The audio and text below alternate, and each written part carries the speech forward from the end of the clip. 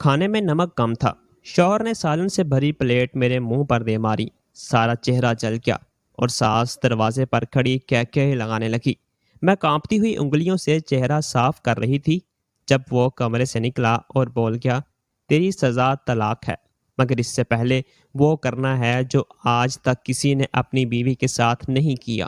میں سجدے میں گر پڑی اور جب سر اٹھایا تو ہوش فنا ہو گئے، کیونکہ رات کے 8 بج رہے تھے اور میرے ہاتھ تیزی سے چلنے لگے۔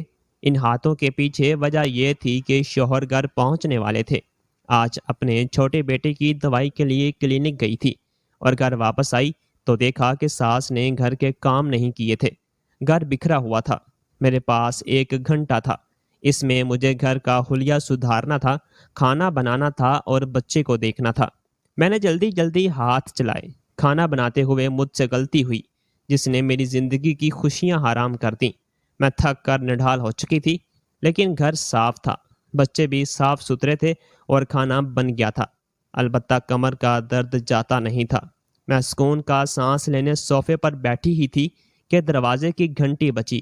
اچھل پڑی۔ شوہر سخت مزاج کے تھے، ان کے آتے ہی گھر میں ہنگامہ برپا ہو جاتا۔ جلدی جا کے دروازہ کھولا، ان کے ہاتھ سے بیگ لیا اور پانی پیش کیا۔ پانی پینے کے بعد فوراً کھانا لگانے کا مطالبہ کیا۔ ان کے چہرے پر پسینہ تھا۔ میں نے تولیہ اٹھایا اور چہرے کا پسینہ صاف کیا، پھر ہاتھ پیر دھلوائے۔ انہوں نے کپڑے بدلے اور کھانے لگے۔ مجھے سکون تھا، لیکن یہی سکون میری بربادی کی ذمہ داری بننے والا تھا۔ شوہر نے پہلا نوالا لیا اور پھر جو حرکت کی وہ زندگی بھر یاد رہے گی۔ انہوں نے وہ پلیٹ جس میں نے سالن بھر کے پیش کیا تھا، گرم ابلا ہوا سالن میرے منہ پر دے مارا۔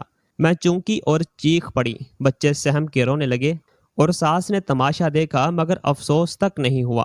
شوہر نے آگے بڑھ کر میرا سر پکڑا اور بچے ہوئے سالن میں ڈبو دیا۔ میری چیخیں بلند ہو رہی تھیں۔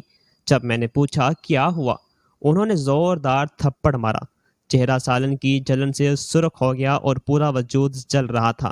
انہوں نے مزید 2 تھپڑ مارے اور کہا، تم جیسی بوڑھی عورت سے شادی کر کے اپنی زندگی کی سب سے بڑی غلطی کی ہے۔ سالن میں نمک کم تھا، میری کمائی ضائع ہو رہی تھی اور کھانا بھی ٹھیک نہیں بنتا۔ پھر مجھے دھکا دیا اور کہا، آج تجھے طلاق دوں گا، لیکن پہلے ایک ایسا سلوک کروں گا جسے دیکھ کے سینے میں ٹھنڈ پڑ جائے گی اور پھر ہمیشہ کے لیے میری زندگی سے نکل جاؤ گی۔ یہ سن کر میں تڑپ گئی اور بلک بلک کے رونے لگی۔ مجھے وہ دن یاد آیا جب شادی کر کے اس گھر میں آئی تھی اور بربادی شروع ہوئی۔ آنکھ کھولتی تو آزمائشوں میں گری ہوئی پائی۔ زندگی میں مسکراہٹ بھی نصیب نہیں ہوئی۔ خدا نے زندگی اتنی مشکل کیوں بنائی؟ سوال بار بار ذہن میں آتا تھا۔ میری پیدائش ایک اچھے گھرانے میں ہوئی، لیکن شاید گھر والوں کو اپنانے میں دلچسپی نہیں تھی۔ میری پیدائش پر نہ جشن ہوا نہ مٹھائیاں بانٹی گئیں۔ میں تیسری اولاد تھی اور گھر کے لیے غیر ضروری تھی۔ ابو اکلوتے بیٹے تھے، دادی بیٹے اور بیٹی چاہتی تھی۔ امی کی توقع پوری نہ ہوئی تو وہ مایوس ہو گئیں۔ امی اور ابو کی شادی پسند کی تھی۔ دادی ناراض تھیں، مگر قبول کر لیا۔ گھر بڑا تھا، نعمتیں موجود تھیں، لیکن میرے لیے اجنبی تھا۔ پہلے 2 بہنوں کی پیدائش پر دادی نے شور مچایا۔ امی خوفزدہ ہو گئیں۔ قدرت نے پھر رنگ دکھایا اور میں پیدا ہوئی۔ کر کے مکین حیران۔ پیدائش کے تیسرے دن طے ہوا کہ مجھے ایک بے اولاد جوڑے کو دیا جائے گا جو غربت میں زندگی گزار رہے تھے، یعنی مامانی اور ماموں۔ میں اپنی قسمت خود نہیں لکھ سکی اور ایسے گھرانے میں آ گئی جہاں غربت اور اولاد کی کمی تھی۔ امی اس فیصلے سے بہت خوش تھیں، کیونکہ دادی نے کہا تھا کہ اگر تم اپنی بیٹی اپنے بھائی کو دے دو تو چوتھا بچہ بیٹا پیدا ہوگا۔ امی نے خوشی خوشی مجھے اپنے بھائی کے حوالے کر دیا اور اس دن سے میری زندگی بدل گئی۔ ماموں اور ممانی خوشی سے نہ رہ سکے۔ انہوں نے مجھے بالکل اپنی بیٹی کی طرح رکھا، مگر یہ صرف چند مہینوں کی بات تھی۔ جب میں بڑی ہوئی اور ماموں کی نوکری چلی گئی تو گھر کا خرچہ بھی کم ہو گیا اور ماموں ممانی نے مجھے منحوس قرار دینا شروع کر دیا۔ میں بچی تھی اور ان باتوں کو سمجھ نہیں پا رہی تھی۔ ایسا لگتا تھا جیسے سب کچھ بدل گیا ہو۔ پہلے مجھے پیار ملتا تھا، اب صرف نفرت۔ 4 سال کی عمر میں ممانی نے مجھے مار پیٹا اور کہا، جا اپنی ماں کے پاس چلی جا۔ دوسری طرف امی جب چوتھی بار امید سے ہوئیں تو اللہ نے بیٹا عطا کیا اور یوں وہ مجھے یکسر بھول گئیں۔ ماموں اور ممانی نے میری زندگی جہنم بنا دی۔ جیسے جیسے بڑی ہوتی گئی مجھے احساس ہونے لگا کہ میں دنیا میں کیوں آئی ہوں، کاش پیدا ہی نہ ہوتی۔ 3 سال بعد ان کا بیٹا پیدا ہوا تو انہوں نے مجھے نظر انداز کرنا شروع کر دیا۔ کیا پہننا ہے، کیا کھانا ہے، کس چیز کی ضرورت ہے، یہ سب سر درد بن چکا تھا اور انہوں نے میری زندگی برباد کر دی۔ 7 سال کی عمر تک میں نے یہی جملے سن رکھے تھے، یہ بچی منحوس ہے، جب سے آئی مصیبتیں لائی۔ ان کی گفتگو دل چیر دیتی تھی۔ اب ان کے لیے صرف بیٹا اہم تھا، میں یہ سب برداشت نہیں کر سکتی تھی۔ انہوں نے مجھے تعلیم دلوانے کی ضرورت محسوس نہیں کی، مگر جب میں نے کہا کہ آپ نے مجھے ماں سے الگ کیا اور آپ ہی تعلیم کی ذمہ داری ہیں، تو آخر کار انہوں نے سرکاری اسکول میں داخل کروا دیا۔ یونیفارم اور کتابیں دی گئیں، مگر لگاؤ نہ تھا۔ پیدا ہوتے ہی انہوں نے امی ابو کو یقین دلانے کی کوشش کی کہ ہم اسے ہتھیلی کا چھالا بنائیں گے، مگر ہر دعویٰ جھوٹا ثابت ہوا اور مجھے بیٹی نہیں نوکرانے کی طرح رکھا۔ صبح شام کاموں میں لگی رہتی۔ عمر صرف 10 برس تھی۔ ان 10 برسوں میں مجھے اپنی زندگی سے نفرت ہو گئی۔ امی ابو نے پیچھے پلٹ کر بھی نہ دیکھا۔ 1-2 بار ممانی نے ملاقات کے لیے کہا تو اجنبی سا رویہ اختیار کیا، اور میں نے سوچا کہ میری ذات کا عام مہر صرف خدا ہے۔ زندگی بدل گئی۔ میں روز رات کو دعا کرتی اور اللہ کو اپنا واحد دوست بنایا۔ میٹرک مکمل کرنے کے بعد ماموں و ممانی نے جلد از جلد رشتہ دیکھنا شروع کیے۔ کبھی 50 سالہ شخص کا رشتہ، کبھی کسی بوڑھے کے لیے ضرورت کے بہانے نکاح کے لیے پیش کر دیا۔ میں عاجز ہو گئی اور روتے ہوئے دعا کرتی کہ اللہ تو مجھ پر رحم کرے، مگر دعا قبول نہ ہوئی اور زندگی میں آزمائشیں جاری رہیں۔ تب پڑوس میں رقیہ خالہ آ کر کہنے لگیں، اکثر چھت پر کپڑے سکھاتے دیکھ کر بلا کر پوچھتی، بیٹا تم کون ہو؟ کیا تمہارے ماں باپ زندہ نہیں ہیں؟ آنکھوں میں آنسو آ گئے اور میں نے کہا کہ غیر سے کیا شکوہ کرنا۔ 12 برس کی عمر میں بتایا کہ میں ان کی سگی اولاد نہیں، پال پوس کر بڑا کیا گیا اور زبردستی ماں باپ سے لے لیا۔ یہی میری کہانی کا آغاز تھا۔ رقیہ خالہ مجھ پر ترس کھائیں، گلے لگا کر کہا کہ تم میری بیٹی ہو، تمہیں ضرورت ہو تو مجھے کہا کرو۔ یہ دوستی میری لے پالک ماں سے چھپی ہوئی تھی۔ رقیہ خالہ ہر بار مجھے سنبھالتی رہتی۔ ممانی نے پھر رشتے دیکھنا شروع کیے اور رقیہ خالہ کے بیٹے کا رشتہ ٹھکرا دیا۔ رقیہ خالہ نے ممانی کو خوف دلانے کی کوشش کی، لیکن 15 برس کی عمر میں رشتہ طے کر دیا گیا۔ رقیہ خالہ دکھ میں تھی، مگر ممانی نے بات نہ مانی اور مجھے بیاہ دیا۔ وہ دن زندگی کا سب سے خوفناک دن تھا اور افسوس نہ تھا۔ سسرال اور میکے میں فرق نہ تھا۔ ماموں و ممانی نے مجھے بوجھ کی طرح اتار پھینکا۔ سسرال والے پہلے محبت دکھاتے، بعد میں پورے وجود کو ہلا دیا۔ ماں باپ کو کوئی خبر نہ رہی، اپنی زندگی میں مگن ہو گئے۔ بڑی بہنوں کو اچھی جگہ بیاہ دیا۔ میں جہیز نہ لانے کی پاداش میں بہت کچھ برداشت کرتی۔ شوہر سخت مزاج تھے، کبھی پیار محبت یا توجہ نہ دی، ہر وقت ٹوکتے، کبھی غلطی پہ کبھی اور بات پر۔ 1 سال میں شادی کے دوران تانوں میں گزارا۔ اولاد نہ ہونے پر الزامات، گھر کے کام نہیں آنا، پھوہڑ بہو کہنا، سب کچھ ساس سے سننا پڑا۔ شوہر ہر بات سنتے مگر پوچھتے نہ، کبھی ہاتھ اٹھانے سے دریغ نہ کیا۔ 6 مہینے ایسے ہی گزرے۔ شروع کے 15 دن خوشی میں، بعد ہر دن آنسو بہتے۔ ایک دن میکے میں آ کر بیٹھ گئی کہ دوبارہ نہیں جاؤں گی، تو ماموں ممانی نے ہاتھ پکڑ کے گھر سے باہر نکال دیا اور کہا، یہاں آنا ہے تو ضرور آؤ، مگر ہمیشہ کے لیے نہیں رکھ سکتے۔ تمہیں گود لینا ہی سب سے بڑی غلطی تھی۔ انہوں نے اپنے بیٹے کی بھی شادی کر دی تھی اور بیوی آ چکی تھی۔ اب میرا وہاں جانا بالکل بند ہو گیا اور میں بے بس اور مجبور ہو گئی۔ میں نے کئی بار اصل ماں باپ سے رابطہ کرنے کی کوشش کی۔ ایک بار امی سے فون پر بات ہوئی، مگر انہوں نے میرے مسئلے پر دھیان نہ دیا اور نصیحت کی کہ شروع میں سب کو برداشت کرنا پڑتا ہے، تم بھی برداشت کرو۔ میں نے کیا بتاتی کہ میں نے کیسی زندگی گزاری ہے۔ میرا نام نہاد میکا بھی مجھے سکون نہ دے سکا اور سسرال نے ہر حد پار کرتی تھی۔ سالن میں ذرا بھی کمی بیشی ہو جاتی تو شوہر وہیں چیزیں اٹھا کر پھینک دیتے۔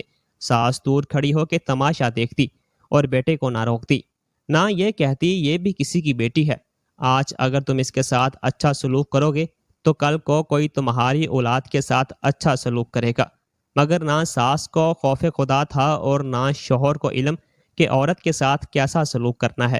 انہیں بس اپنی عزت پیاری تھی اور انہوں نے مجھے رلا ڈالا۔ پھر ایک دن ایسا واقعہ ہوا کہ مجھے ہلا کے رکھ دیا۔ میں 2 بچوں کی ماں بن چکی تھی۔ 2 سال بعد بیٹی پیدا ہوئی اور پھر بیٹے کو جنم دیا۔ تب سانس تھوڑی تھم گئی، تانے تو ختم ہو گئے مگر پیٹھ پیچھے وار نہ چھوڑا، اور پھر وہ ہوا جس کا میں نے کبھی تصور نہ کیا تھا۔ ایک رات میرے بیٹے کی طبیعت خراب تھی۔ شوہر آرام سے بستر پر سو رہے تھے اور میں ساری رات جاگتی رہی۔ صبح دیر سے آنکھ کھلی تو شوہر نے بہت سی باتیں سناتی۔ میں چپ چاپ سنتی رہی۔ سر میں بے حد درد تھا۔ ساری رات نیند نہ آئی۔ ساس نے واویلا مچایا کہ کیسے انسان ہے، شوہر بھوکا چلا جائے۔ میں چپ چاپ سنتی رہی اور اندر برداشت بہت زیادہ ہو گئی تھی۔ شوہر کے جاتے ہی سکون کا سانس لیا اور بیٹے کو لے کر ڈاکٹر کے پاس گئی۔ باہر قطار دیکھ کر اوسان خطا ہو گئے کیونکہ شوہر جلد گھر آ جائیں گے۔ سانس تیز ہو گیا کیونکہ ڈاکٹر نے دوائیوں کی لمبی لسٹ دی۔ دوائیوں کی دکان پر رش قطار میں کھڑے ہو کر بیٹے کو گود میں چھپا کے 1 گھنٹہ انتظار کیا۔ پھر دوائیاں ملی اور فوراً رکشے میں بیٹھ کر گھر آ گئی۔ صرف 1 گھنٹہ باقی تھا۔ 7 بجے شوہر آنا تھا۔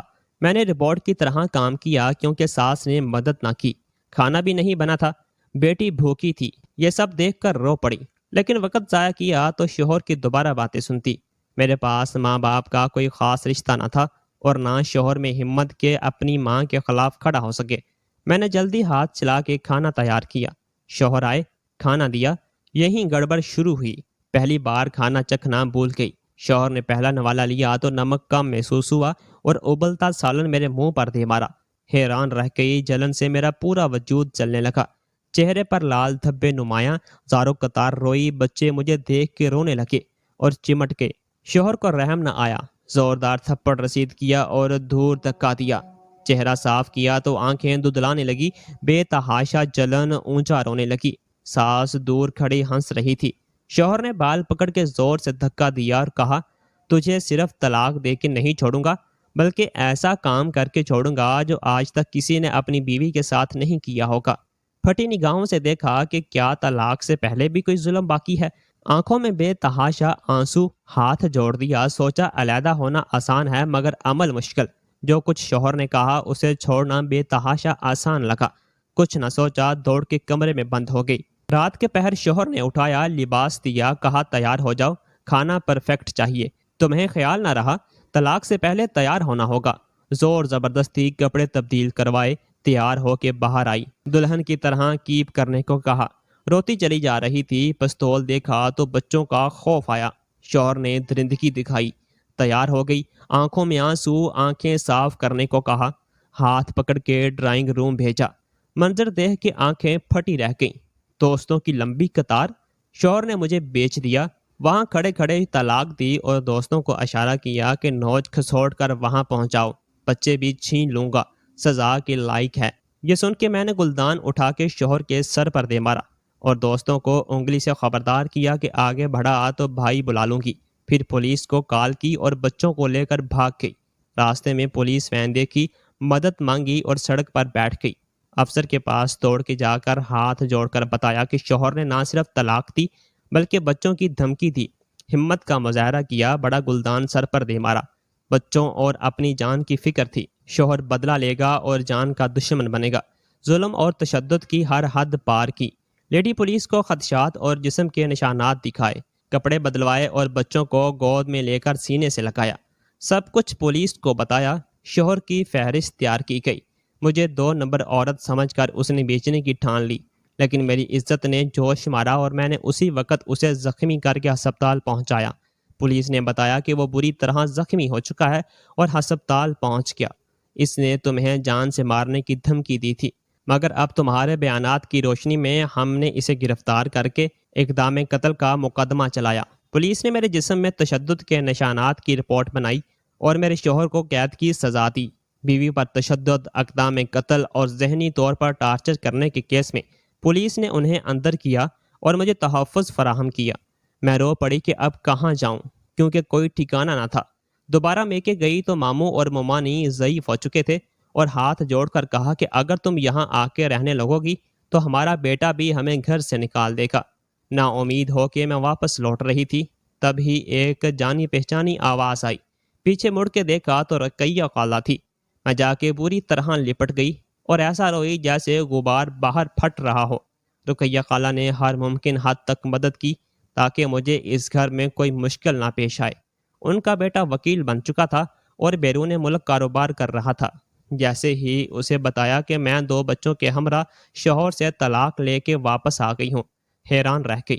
میں نے رقیہ خالہ سے 23 دن کا وقت مانگا اور کہا کہ میں جلد اپنا ٹھکانہ بنا کے واپس آؤں گی۔ بچوں کو ان کے حوالے کر کے کام تلاش کیا۔ ایک عورت نے سلائی کرنے اور شام میں بچوں کو ٹیوشن پڑھانے کا مشورہ دیا۔ میں نے عمل شروع کیا، زیور بیچ کے گھر کرائے پر حاصل کیا اور بچوں کو لے کر وہاں چلی آئی۔ اللہ کا نام لے کر سرکاری اسکول میں داخل کرایا۔ خود سارا دن سلائیاں کرتی۔ عمر صرف 22 برس تھی اور تجربہ کئی سالوں کا حاصل ہو چکا تھا۔ شوہر قیاد میں تھے اور 30 سال کی سزا ہوئی۔ خوشی کا ٹھکانہ نہ رہا۔ بچوں کو بتایا کہ باپ اور ماں میں ہی ہوں۔ انہوں نے صبر سے قبول کیا۔ دن گزرنے لگے، صبح سلائی کر کے شام تک کام، پھر ٹیوشن، میٹرک مکمل۔ اصل والدین کی خبر نہ ملی۔ خود ہر چیز سے کنارہ کشی اختیار کی۔ رقیہ خالہ اکثر خیر خیریت معلوم کرتی۔ اکیلی عورت کا رہنا مشکل تھا۔ وقت سے پہلے مضبوط ہو گئی۔ بچے بڑے ہونے لگے۔ 25 برس کی عمر میں اچھی جمع پونجی جمع کی، بچوں کے لیے اپنی خواہشات قربان کی۔ ایک دن دروازے پر نفیس عورت آئی۔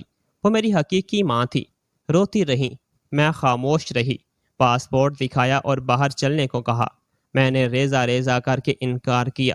زندگی میں جدوجہد کے بعد خود آگے بڑھنے کا فیصلہ کیا، دوبارہ نہ آئیں۔ میں روتی رہی۔ تب دروازہ کھلا، رقیہ خالہ اور ان کا بیٹا آئے۔ بیٹے نے ہاتھ جوڑ کے کہا کہ میں پچھلے 10 سالوں سے تمہارا انتظار کر رہا ہوں، اب منع نہیں کر سکتی۔ بچے کے ساتھ نئی جگہ جا کے زندگی بسائیں گے، کاغذات مکمل، قانونی کارروائی کے بعد ہم دوسرے ملک جا کے رہیں گے۔ یہ سب ناقابل یقین تھا، شاید دعاؤں کا ثمر تھا۔ رقیہ خالہ کے بیٹے جیسا شوہر اگر پہلے مل جاتا تو زندگی گلزار ہو جاتی۔ بچوں نے بھی خوب دل لگا لیا۔ اب انتہائی پرسکون ملک میں اپنوں سے دور زندگی گزار رہی ہوں۔ زبان صرف شکر گزار۔ زندگی میں خوشیاں چھائی ہوئیں، کسی سے شکوہ نہیں اور زندگی شکر گزاری کے آسرے گزر رہی ہے۔ دوستو، آپ کو ہماری آج کی کہانی کیسی لگی؟ کمنٹ باکس میں اپنی قیمتی رائے کا اظہار لازمی کیجیے گا۔ کہانی اچھی لگی ہو تو ویڈیو کو لائک اور چینل کو سبسکرائب بھی لازمی کر دیجیے گا۔ اللہ حافظ۔